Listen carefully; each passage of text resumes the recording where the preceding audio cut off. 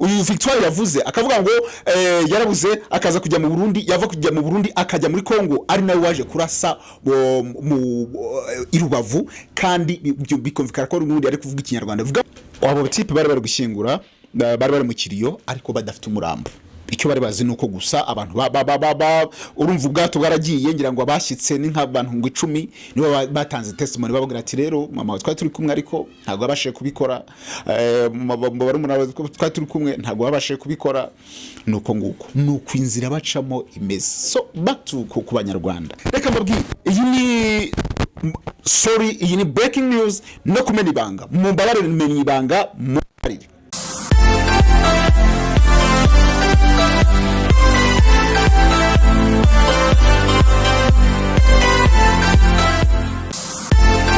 Reka mbifurize ibihe byiza mwese mukomeje kubana na Kame Official, urubuga rwa mbere rwa YouTube rubagezaho ibiganiro bitandukanye byiza, ubusesenguzi bwiza, documentaire z'amavideo utigeze ubona ahandi ni hano kuri Kame Official. Amazina yanjye ni Chris Kame, kwa mwese twagiye tubana mu biganiro buryo kingenda baha. By the way, nabamenyeje kuzajya mbaha documentaire z'amavideo, dari mazigiye ari ukuntu umuntu nyine arwaramo agira, ariko nababwiye ngo najenje ibintu bijyanye n'amakuru ku breakinga, kubaha documentaire z'ibintu bigiye bitandukanye. I'm here for you or not. Murebe kuri niba rwo bwa mbere ugeze kuri rubuga, please ndagusabye fata amasegonda 1 cyangwa 2 ukande ku rubuga, ukande kuri subscribe, nusanga warahakanze ukande share, like na comment kuri ibiganiro tugenda tuguha, uduhe ibitekerezo by'uko wumva twagenda tuguha ibiganiro. Uyu munsi iki kiganiro gisa n'ikiremere bro, gisa n'ikiremere cyane. Ari bintu nimisisa nawe ni 3 kwa gatatu kwa kane kwa gatanu, ni misi 3, ariko iyo misi 3 isa naho yabaye ibintu byinshi abantu batamenye, ibintu byinshi byakuruye impaka ndetse biteza abantu benshi babyibazaho, abantu benshi bavugaho cyane, ariko hari ibintu byinshi mutigeze musobanukirwa, hari ibyo mutamenye. Ku munsi w'ejo wo kuwa kane tugiye dutya, abantu bari bicaye, abari mu mujyi wa Kigali, abafite inshuti mu karere ka Rubavu, bagiye bumva telefone ziri gucikana bati Rubavu cyangwa se Petite Barriere cyangwa se ku mpaka w'u Rwanda n'igihugu cya Kongo umuntu ararashe. Amakuru avuga ko umuntu yavugaga ururimi rw'ikinyarwanda. Ibinyamakuru byanditse ko bikekwa ko ari umusirikare wa Kongo, ariko nta nubwo yenda umuntu nabyo yabibreminga, kubera ko n'ubundi igisirikare cya Kongo umuntu barakigura na Victoire bari gufatanya n'abasize bayikuye u Rwanda, bari barizwa mu mutwe FDLR. So kuba bavuga ikinyarwanda ntabwo gitangaza, kimwe nuko nanone n'abasirikare ba Kongo cyane baba bari zagoma. Kumenya ikinyarwanda si ibintu byadanje, nkuko n'abanyarwanda bari I Rubavu kumenya igiswahili cya Goma nabyo atari ibintu byatari. Aho ngaho wenda ntabwo ariho wagendera uvuga ngo si umunyarwanda n'umunyarwanda ku rurimi, no. Gusa igihari nuko yarashe amasasu, bikavuga ko yarashe mu nzu, n'amafoto yagiye agaragara, ariko ibyo ari byo byose nta muntu wigeze ukomereka. Ariko none ibyo bintu byabaye haciye umunsi umwe cyangwa amasaha 28 mu karere ka Rubavu, habaye inama abikorera baganira n'umuyobozi ushinzwe division ya 3, I think ninza kwibeshya muze kunkosora, ushinzwe division ya 3 ndakeka ko abari kuri ingabo zo mu Regerazuba, I think aganira n'abikorera, arabagira ati abikorera muryame mutuze, nka bimwe His Excellency yavuze abanyarwanda baryame batuze ku mutekano wabo uradadiye urarinzwe. Ariko aravugira ngo muryame mutuze cyangwa se mukore ibyo mugomba gukora, kubera ko uyu mutwe wa FDLR wasizwe ku Rwanda nta mbaraga ugifite, ndetse bavugira ko FDLR yose itatsinda batayimwe y'ingabo z'u Rwanda. Ariko ashyiramo aka kantu, aravuga ngo nubwo batatsinda batayimwe, ariko byibura n'umusirikare umwe cyangwa se inyeshyamba imwe ya FDLR ishobora kuba yateza ibibazo ishobora kuza ikarasa nguko ubuzima bw'umuntu bukagenda bagasahura nubwo bamurasa ariko n'ubundi already yarasha abantu aravuga ati n'ubundi ivyo ngibyo ariko impamvu n'ubundi bakiri hariya ndasubira mu magambo ya nyakubahwa umuyobozi ushinzwe ingabo z'u Rwanda muri diviziyo ya gatatu ni mu karere ka Rubavu arababwira ati sorry gatoya nyirebe kuko ntabwo ndi buze kugenda babwira ibintu bitanditse. Yes, arababwira ngo impamvu FDL kiriho nuko iri ahantu tudashobora gukontrola ku butaka bwa Congo of course, ariko nanone no grand tudashobora gukontrola ntabwo tuzemera kibazo bya Congo biza ku butaka bw'u Rwanda. That's why umutekano w'u Rwanda hariya uri very tight. Ariko noneho arababwira ngo mu bintu ngibi abantu bikorera kenshi baba bafite ubwoba rimwe na rimwe ntibanakure bakavuga bati ntabwo dukora kubera ko dushaka kureba aho ibintu bigana. Urumva umuturage uri Rubavu ashobora kuvuga ati ejo bararashe ejo ndi bararasa reka ndebe se bongeye kurasa se agahora muri ibyo avuga ngo ntabwo ndi bukore kubera ko ejo dushobora kurasa ejo ndashaka kurasa igisasu none uri Rubavu ese ubuzima bwanjye buzaba bumeze gute ese ubuzima bw'abana buzaba bumeze gute reka mfata abana banjye bakuri Rubavu mbajyane Kigali yenda aho ni kure cyangwa se bajyana ahantu kure ngembe ndi hano ndi kureba uko ibintu bimeze kugira ngo niba Kongo cyangwa FDL iri gupanga kurasa mu Rwanda yongeye kurasa itazasanga abana banjye Rubavu bazasange ngewe bazarase abana banjye bari yenda mu cyo Kigali. Ariko rero nuko bashaka gutekereza araje arababwira ngo mwebwe ibyo ngibyo niba barangaze bukomeze gukora kugira ngo natwe mu gihe tuzaba turi kugarura umutekano cyangwa se turi guhangana n'ibibazo bishobora kuba byateza umutekano muke ntituzavuge ngo tugaruke tuvuge ngo ese abikorera bo bakoze iki. Ibyo ni amagambo y'umuyobozi w'ingabo za Congo. Umunsi ukurikiye nibwo hahise habaho kurasa. Kuri uwo mugoroba bamaze kurasa nibwo ibinyamakuru byinshi byahise byandika biravuga ngo nyakubahwa perezida wa Repubulika y'u Rwanda akaba n'umugaba w'ikirenga w'ingabo z'u Rwanda yamagaye aba generals mbese abantu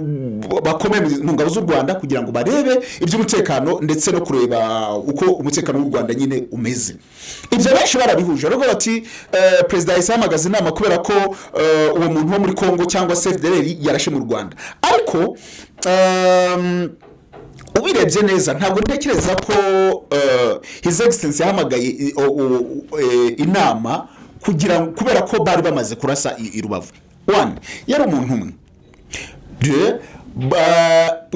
Turebe inshuro ubundi Kongo agirasa mu Rwanda. Muribuka ku bwaskoyi muribuka skoyi cariya muribuka wa mujepe waje akarasa i Rubavu muribuka ku mpaka bimeze nabi nekeza ko cyagiye atahise hamagara ingabo. So ku bwanjye konje bibona on my point mbona his excellency n'ubundi bya nama yari isanzwe iteganijwe agamagara abagabo kugira ngo bige uburyo ki abanyarwanda bakomeza kubaho mu mutuzo n'ubundi nkuko bawufite bakomeza kuba mu mahoro ndetse n'umutekano. Ariko noneho umunsi his excellency yakoze iyo nama nimugoroba hahise hasohoka itangaza ko his excellency yirukanye bamwe mu basirikare bakomeye ndetse n'abandi benshi bagaseserezwa amasezerano. Ibyo ni mu misi isa naho kwa gatatu kwa kane kwa gatanu. Uyu munsi nyuma yuko iryo tangazo risohotse abantu batangiye kwibaza ese ni gute umusirikare yirukanwa ese ni gute nza kubanza gukora ubucukumbuzi bukeya kugira ngo ndebe ese ubundi niki gituma umusirikare ashobora kwirukanwa. Nasomye hamwe muranyihanganira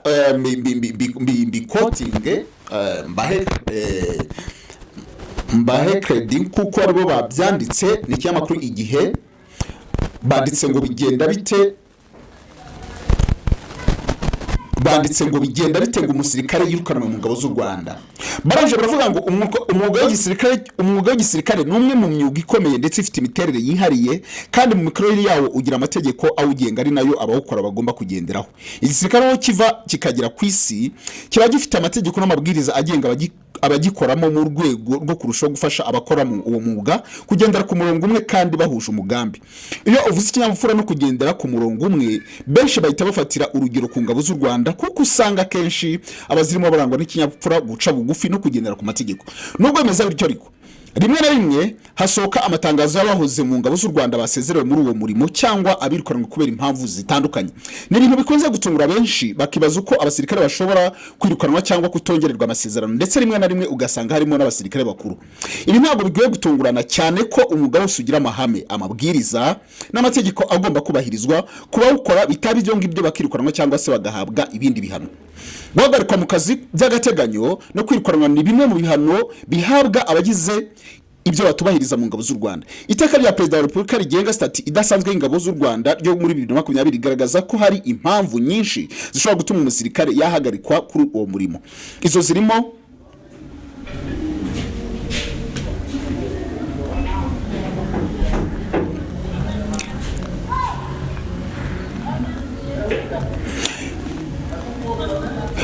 Izo zirimo izishobora gutuma ahagarikwa by'agateganyo cyangwa yirukanwa burundu mu gisirikare bishingiye ku kutubahiriza amategeko agenga uwo mwuga. Umusirikare ashobora guhagarikwa kubera ikurikirana cyaha n'ikurikirana myitwarire. Kubirebana n'ihagarikwa ry'umurimo wa gisirikare kubera ikurikirana kosa byemezwa na Minisitiri abisabwe n'umugaba mukuru w'ingabo hakurikijwe uburyo ihagarikwa ku mirimo riteye n'imyitwarire y'umusirikare inyuranye n'amategeko agenga imyitwarire ya gisirikare rikorwamo. Guhagarikwa ku murimo kubera ikurikirana n'imyitwarire inyuranye n'amategeko agenga imyitwarire ya gisirikare birangiriye iyo igihe cyo guhagarikwa kubera impamvu z'imyitwarire kirangiye. Umusirikare ukurikiranyweho icyaha ahagarikwa ku mirimo iyo urukiko rutegetse ko afungwa by'agateganyo cyangwa rumutegetse ko agomba kubarizwa igihe afunzwe. Ku bijyanye n'ahagarikwa kubera ikurikirana cyaha, umusirikare akatwa 1/3 cy'umushahara we wa buri kwezi, akanatakaza uburenganzira bwo kuzamurwa ku ipeti ryisumbuye. Iyo umusirikare ahagaritswe ku murimo kubera gukekwa ibyaha bigaragaye ko ari umwere, asubizwa uburenganzira bwe yari yarambuwe. Icyakora iyo kimuhamye agahabwa igihano kirenze imyaka 2 ahita yirukanwa. Ibyo birebana no guhagarikwa by'agateganyo bigira igihe birangirira, nko kuba ubushinjacyaha bwa gisirikare bwashyinguye dosiye ku gukurikiranyweho icyaha agizwe umwere, cyangwa se umusirikare arangije igihano cy'igifungo kiri munsi y'imyaka 2. Kenshi matangazo asohorwa n'igisirikare cy'u Rwanda agaragaza ko hari umubare runaka w'abasirikare birukanwe kubera amakosa y'imyitwarire. Mu mwuga w'igisirikare ni byinshi bifatwa nk'amakosa y'imyitwarire, birimo nko gukora ikibujijwe cyangwa kudakora igitegetswe, byaba ku bushake cyangwa ku burangare bishobora kubangamira inshingano za gisirikare, kutumvira amabwiriza yatanzwe mu buryo bwubahirije amategeko n'abakuriye umusirikare, cyangwa igikorwa cyose cyanduza isura ya RDF. Ubusanzwe hari impamvu nibura 12 zishobora gutuma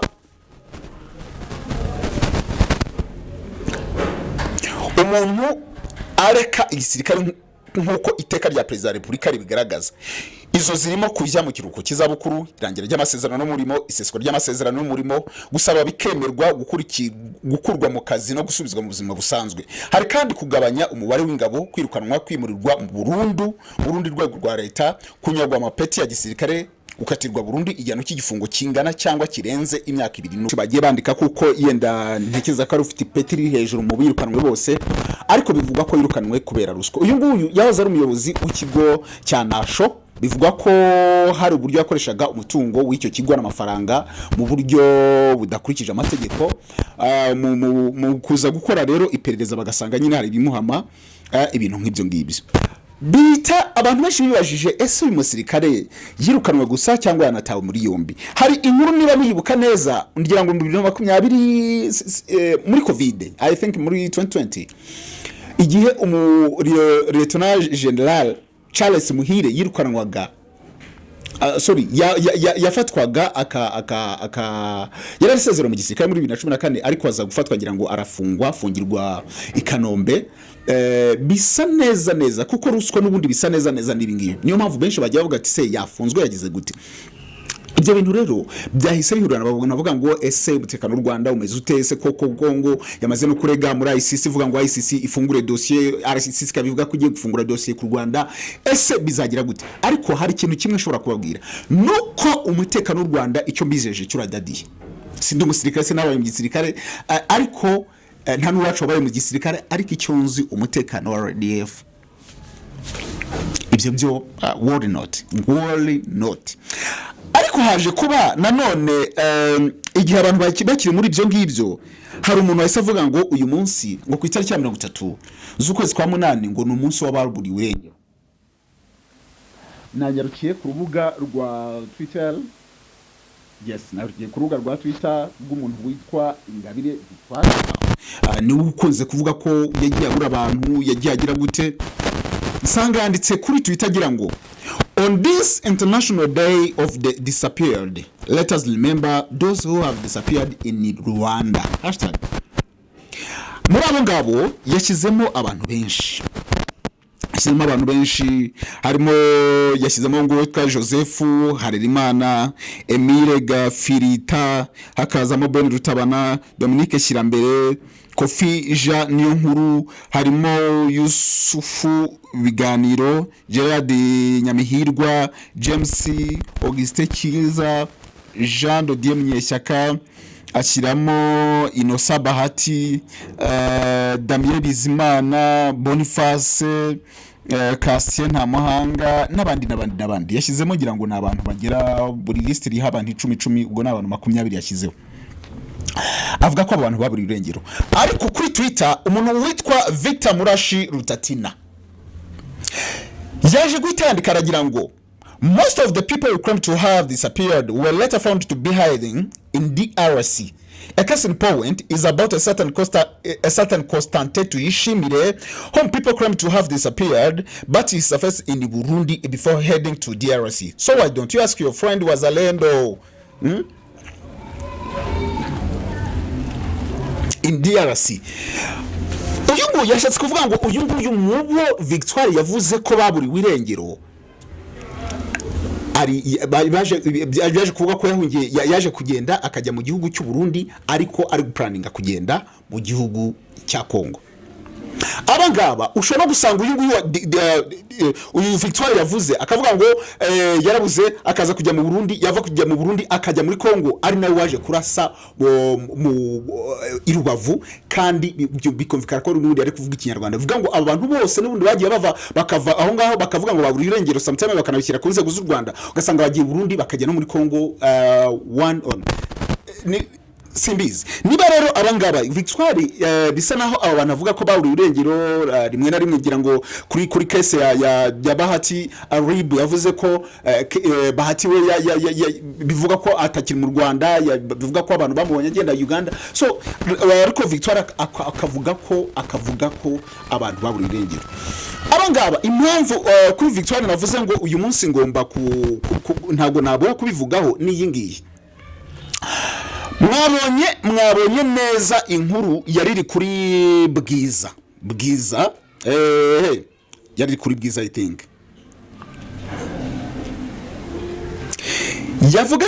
yavugaga ko umwe mu bantu baserukiye u Rwanda bakajya mu gihugu cy'Ubufaransa mu mukino ya Paralympics mu bantu babana n'ubumuga yaburi urengero ose tuvuga ko ari u Rwanda rwamurishije irengero impamvu ni yihe hari ubwo abantu bagenda nk'uko nguku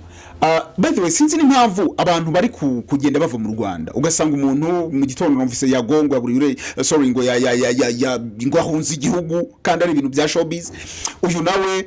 sometimes ugasanga abantu bagiye baserukiye igihugu bagera mu bihugu by'amahanga ugasanga bahise bava muri bahise batoroka yani batorotse ya kipe bajyanye kugira ngo bahite baba muri ibyo bihugu icyambere nuko kubona za visa babyarabagoyi bakabona so barose bagera hariya icyakabiri nukubera ko bavuga ngo ni ibihugu byabo destination bavuga ngo abantu bariyo bameze neza bagize gute sinzi impamvu urubyiruko rw'u Rwanda rwumva rwajya kuba muri bihugu America Europe ibintu nk'ibyo ariko nanone bigatuma barisika ubuzima bwabo bigatuma bagira gute nabonye abantu bagera muri batanu bo muri Nigeria bafunzwe mu gihugu cy'Ubwongereza kora ko bajyaga bafata bagahimbira abantu bashaka kuza muri icyo gihugu mu buryo butemewe n'amategeko bakahimbira ibyangombwa by'uko bashaka ariko noneho kuri case y'u Rwanda ho abantu bari kugenda ari benshi reka mbabwire iyi ni breaking news no kumena ibanga mumbabarire abantu hari ikintu His Excellency aje akora kandi abanyarwanda tukagikunda akora agenda hanze akajya mu bihugu runaka agiye guhahira abanyarwanda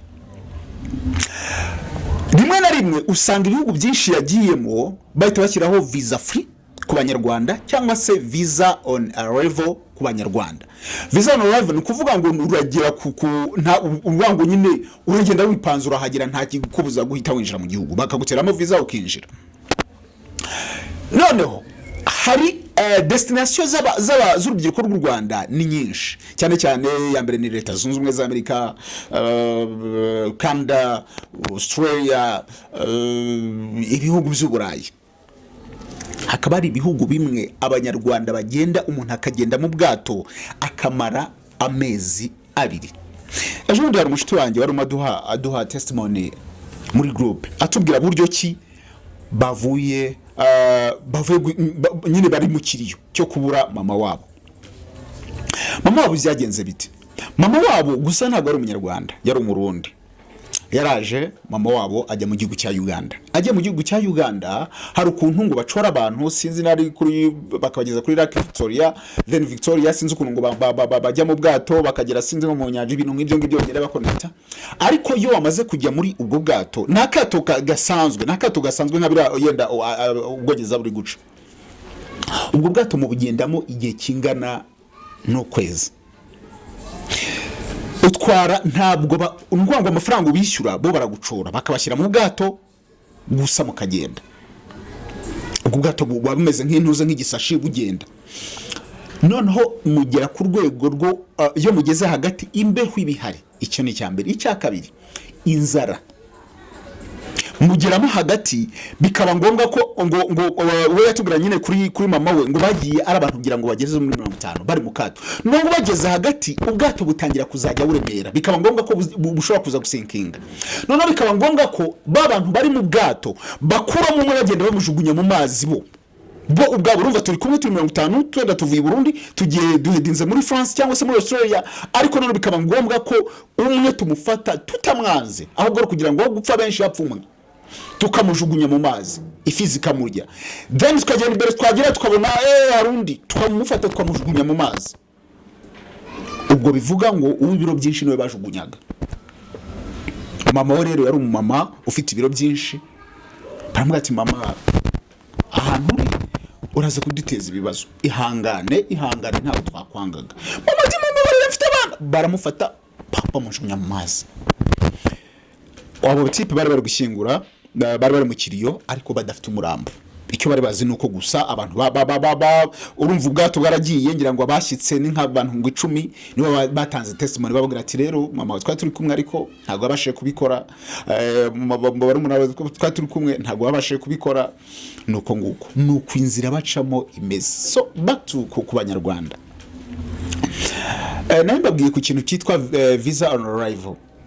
Hari igihugu cyitwa Nicaragua. Nureba urasanga umuntu ufite passport y'u Rwanda kujya mu gihugu cya Nicaragua agenda kuri visa on arrival. Noneho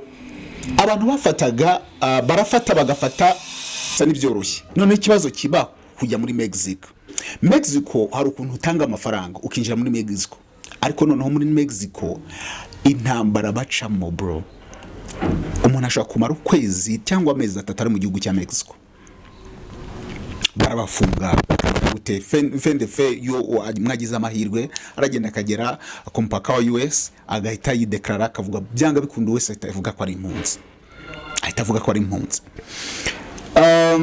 Njya mwagiye mubona n'abandi bagiye bafata muri Australia b'abanyarwanda ko ngo Australia bafasha abanyarwanda bari bayikugiye guriye. So ntabwo ndamenya ikibazo gituma abanyarwanda bajya muri cases izo ngizo. Iki babantu babayo n'ubundi muri bya bihugu usanga nabo bavuga ngo kwa ko ubuzima bwaho ntekeza ko ntabwo ari mu ijuru. Yenda uko babona amafaranga bitandukanye nuko twe tuyabona, ariko ntabwo ari mu ijuru. So the same way bajyana na Canada niki, ariko ugasanga n'ubundi baza potinga.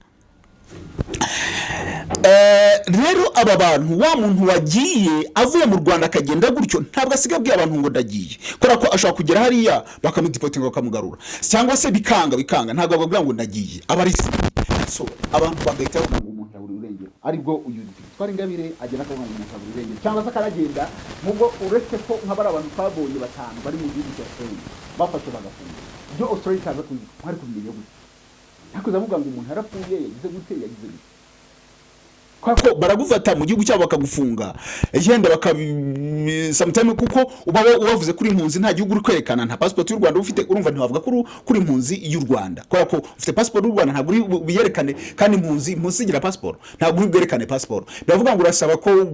ureba ahantu hari ibibazo ukavuga ati ndundi impunzi yahanga so ntabwo ari bubwire rero ambassade y'u Rwanda cyangwa se babimenyesha u Rwanda kuko utari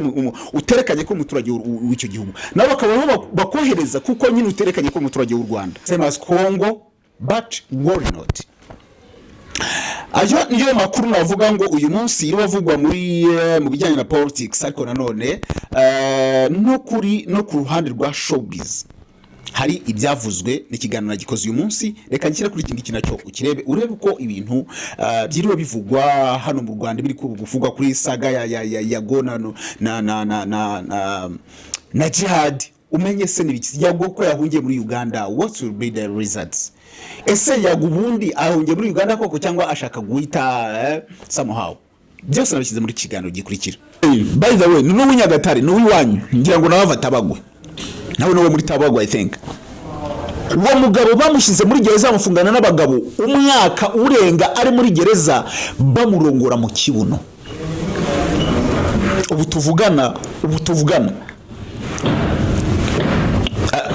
ndabiza ahise yiyumva niba ari kureba iki kiganiro n'abamuzi bakorana muri aho ngaho kuri modani barizi uyu munsi ntabwo uwo mugabo ashobora kwishara igihe kingana n'iminota 30 atarajya kuri toilette yaje kwegera bivuga ko yaje kwegera umuhanzi witwa RWANDA amusaba korabo RWANDA amubwira ko ahuze na yamuhakane mu kinyabupfura yaramugatisha ndahuze ntago byakunda muri iyi minsi mbese ntago byakunda simple as that biravugwa ko mu ndirimbo ya mbere yago yakoze kwa Element yishyuye amafaranga makeya bamugiriye favor nk'umuntu wa promotingaga n'iki ariko nyuma bimaze kuba akazi yikubise kwa Element aramubwira ati rero ubu ngubu nakazi noneho wishyura facture imwe n'iyabandi Jihad reka nkubwire nibiriya video ari yawe wagaragara ukwikinisha ntabwo uri umugabo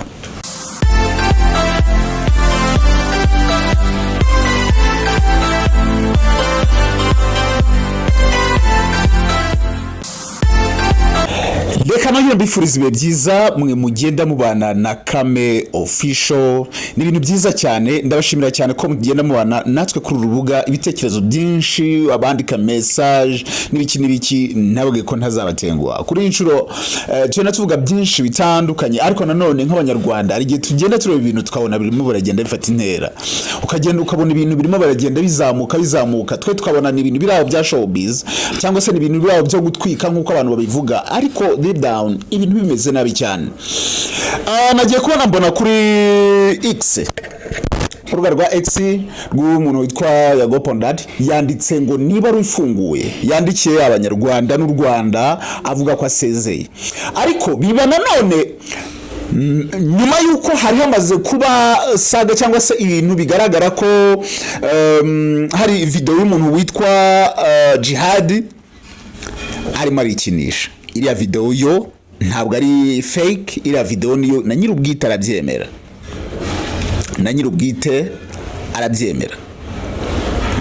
ariko hari ibintu abantu batamenye bakabona ni ibintu byaho ngaho gusa ntabwo ari iriya video cyangwa se ibi ngibi bishobora kuba bitumye yagohitamo kugenda nubwo no kwandika ngo ahunze igihugu man turi urubyiruko dufite imyaka mikeya turacyari ababeti turacyari kwishakisha ariko hari ibintu umuntu avuga ukabona afite ikibazo cyangwa se akwiye kuba yareberwa mu bundi buryo ndahiga kubera iki yago tumuze umuntu akoraga ibiganiro n'umunyamakuru wabanje ku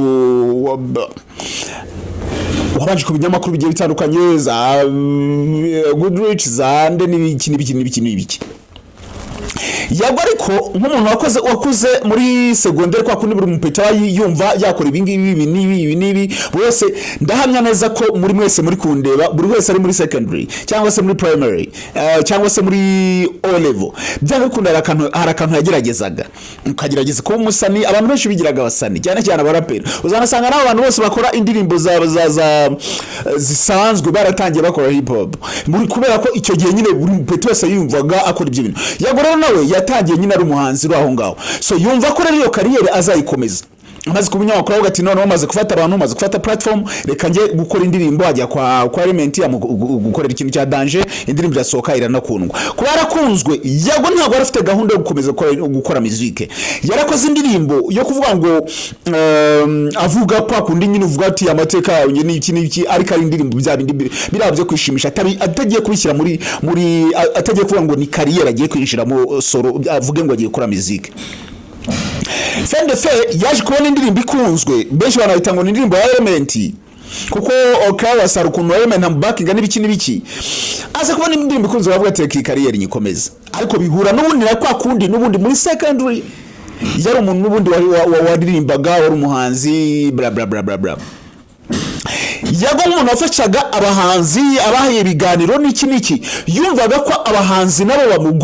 bagomba kumuha amakorabo. Yaje kubona rero ko ibintu amazi atari yayandi ko umuntu mubana muri abanyarwanda rero man mubana ufite icyo agukeneyeho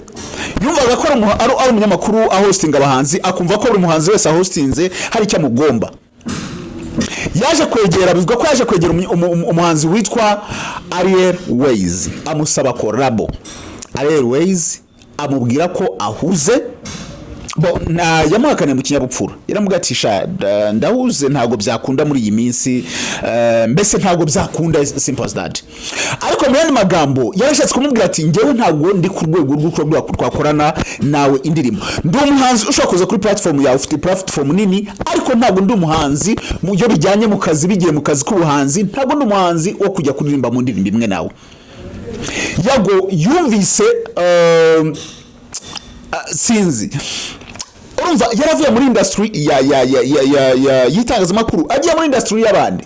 ku buryo abahanzi bavuze ati umutipe ari no munyamakuru none nuko ngo yakomeje akareka kusaniye y'ubunyamakuru akareka kuza muri ibingibi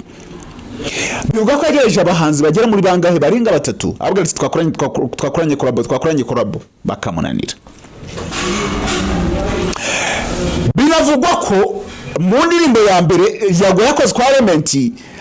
yishyuye amafaranga makeya bamugiriye favor nk'umuntu wa promotingaga n'iki ariko nyuma bimaze kuba akazi yikubise kwa element aramubwira ati rero ubu ngubu nakazi noneho wishyura facture imwe ni yabandi. Bivuga ko element ubu ngubu ageze kuri miliyoni 2. Yago rero nibwo yatangiye kujya hanze ukora indirimbo za Uganda n'ibiki mbo aza kubasaga n'ibiki bya Dabijoma amafaranga ajya kuyakoresha ibintu ngibyo ibintu nanone bitamuzanira umusaruro. Yago atangiye kujya mu mitsi n'ababloga abangaba urumva bo bari bakeneye ikintu cyo gutwika abajihadi bakabona subject bakayitwika ko jihadi yigeze avuga ati nge ntunzwe n'umuntu ikintu cyose gishobora kuba cyama content akavuga arakivuga. Jihadi reka nkubwire n'ibiriya video ari yawe wagaragaye uri kwikinisha ntabwo uri umugabo ibingibi ni nanse ariko niba uti kigabo cy'ibyanwa kingana guriya kigaragara kiri kwikinisha bwa mbere uri umutinganye bwa kabiri kigabo man uri too much bro uri too much kabisa. Garuka rero kuri Yago nawe wanzindi uyu munsi yandika tweet ivuga ngo ndahunze mpunzi igihugu. Icyambere iriya tweet ubwayo irimo ibyaha ntabwo ari kwandika ngo mpunzi igihugu. Umuntu wonze igihugu urumva umuntu awuga igihugu kuko igihugu nyine kiri kumushaka warakoze amakosa inzego ziri kugushaka nta muntu uri kugushaka nta muntu uri kuguhiga. Icya kabiri babandi bari hanze cyangwa se gwa rubyiruko ruri hanze ruvuga ati mu Rwanda ibintu nta mahoro bakabona umubloga nkawe aravuze ngahunze igihugu baratangira batekereze ko ari uko wabuze amahoro wari uko wabuze umutekano mu gihugu cyawe. nakubaza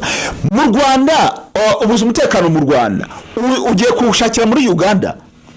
ese abo bantu bakumena sa uri mu Rwanda kugira muri Uganda ni kwinjira gusa n'indanga muntu agahitaza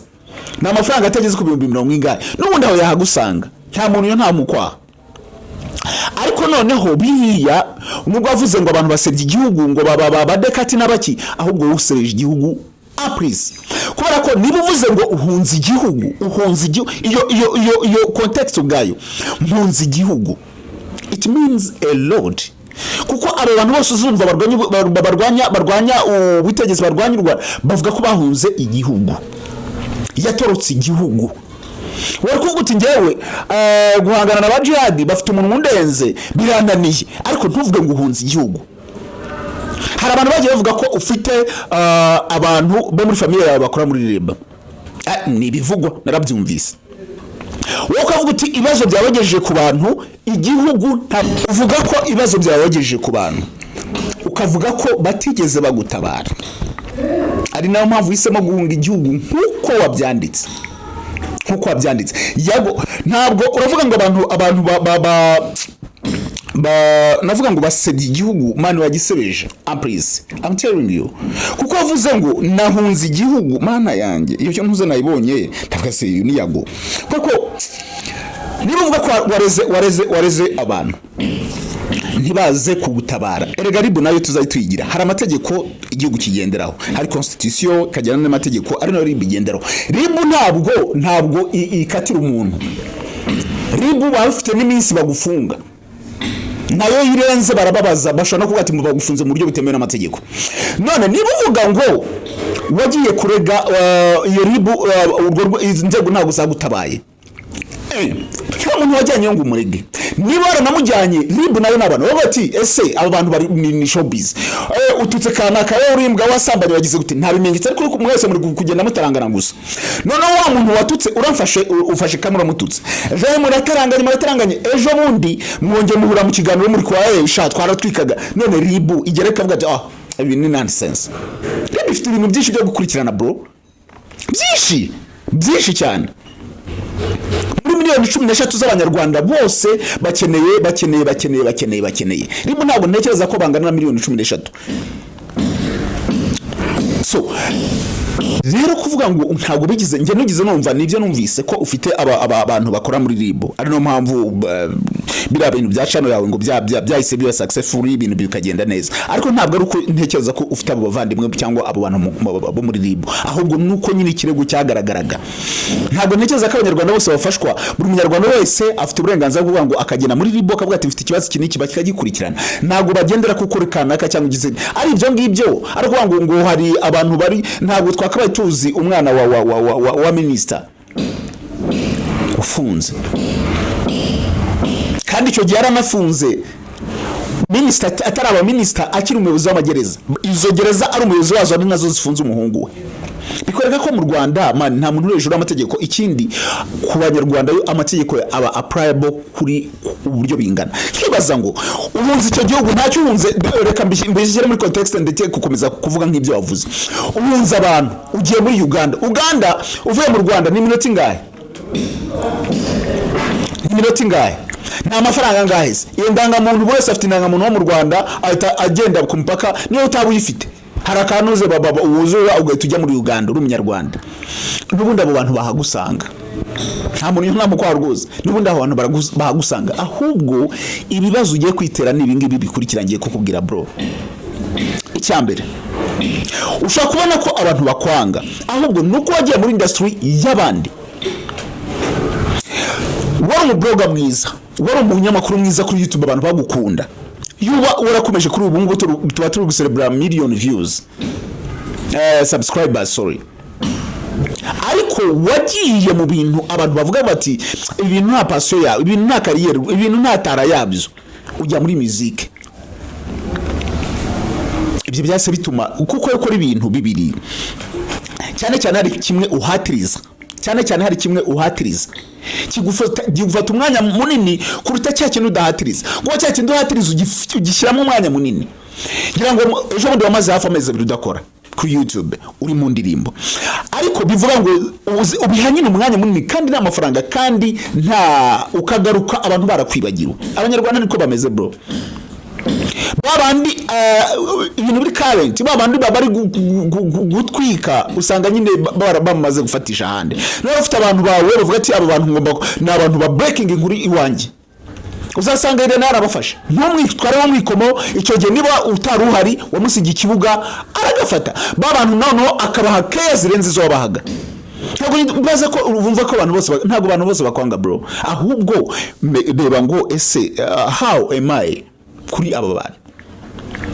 buri umuntu irene yanga sabaka mwanga fata ku mavuta akamwanga ntamwanga umuntu se gute ntabwo abantu bose bakwanga no gukeburana abantu muri Uganda ugiye ntuzigere comparinga umutekano wo muri Uganda n'umutekano w'u Rwanda ubufite abanzo butabafiteyo ntuzigere ubikomparinga ndabikubwiye hari umugabo umwe yakoraga ku modoka za Simba Coach nawe by the way n'ubu Nyagatare n'ubu wanyu ngira ngo nawe batabagwe nawe no muri Tabagwa I think umugabo yakoraga muri kuri Trinity Simba no modern sorry ni modern ya Uganda umugabo araza bamuha akazi akagenda rwose Uganda muri cyagiye cyo kigiye u Rwanda rumeranya neza na Uganda baje gufata umuntu wese w'umunyarwanda mwarabibonaga ariko arabo bafashe ntibanabazana mu Rwanda bakabafunga uwo mugabo bamushyize muri gereza bamufungana n'abagabo umwaka urenga ari muri gereza bamurongora mu kibuno ubu tuvugana ndabiza ahise yiyumva niba ari kureba iki kiganiro n'abamuzi bakorana muri aho ngaho kuri modani barizi uyu munsi ntabwo uwo mugabo ashobora kwicara igihe kingana n'iminota 30 atarajya kuri toilette baramurongo ibaza umwaka wose bari kukorongora mu kibuno none yago uraje ejo bundi uje muri Uganda habe urumva ibintu bya by'ibihugu we never know nta nshuti waraho muri politics ndetse nta numwanzi waraho muri politics haba ese noneho bakavuga ati akabakantu gusa karaho ngaho gusa ugasanga uye n'ibibazo muri Uganda nta n'umuntu ugiye kugutabara bakagukira muri gereza zabo bararongora mu kibuno bro uzaza uri kwimyaho usaba muri Uganda nta muntu wanyu wo muri Tabagwe uza kukureba uhamagara ndi kwimyaho wakavuga byibura simbiza ariko Uganda ngo ndahunze igihugu ngiye muri Uganda ubuse n'unyuhunga jihad ubuse uhunga jihad tutakira mu bantu jihad niba ushobora guhunga jihad nge ntashyira mu bagabo jihad bavuga ko ari umutinganyi jihad ujya kwikinishiriza kuri kamera jihad ujya kwikinisa kuri video kora ari guhamagara umuntu jihad ujya kugira gute ukaba waragiye bivuga ko ngo wanditse message wandikira umuganga ugiye kurogesha jihad ngabo abumusazi niba ugira ubwoba bwo guhunga jihad ntashyira mu bagabo haje abagabo wagira gute wakwinyarira bro wakwinyarira so ibingibi ni ugusebya industry ibi ni ugusebya igihugu ni no kwisebya wowe ubwawe nimuri mu blogger abantu bavuga bati yago and then by the end of the day tugasanga nawe uri kwirukanka ngo wahunze igihugu uratuma abantu bari hanze bavuga bati ese burya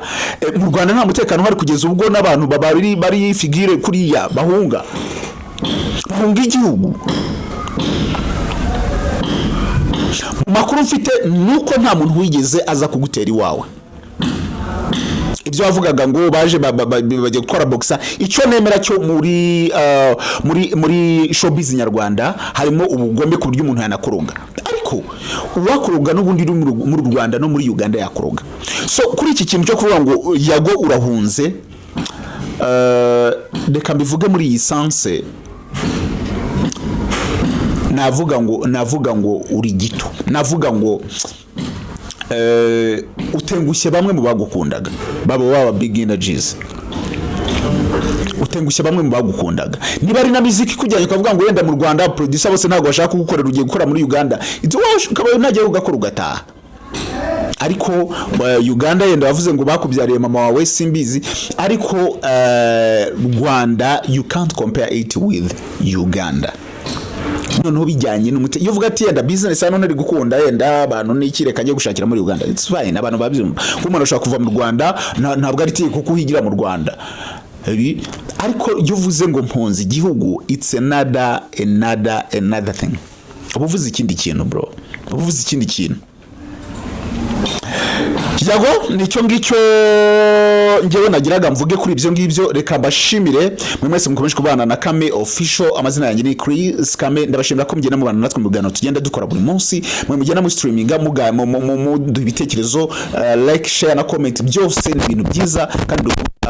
ndashimiye. Mukomeze kugira imana n'amafaranga.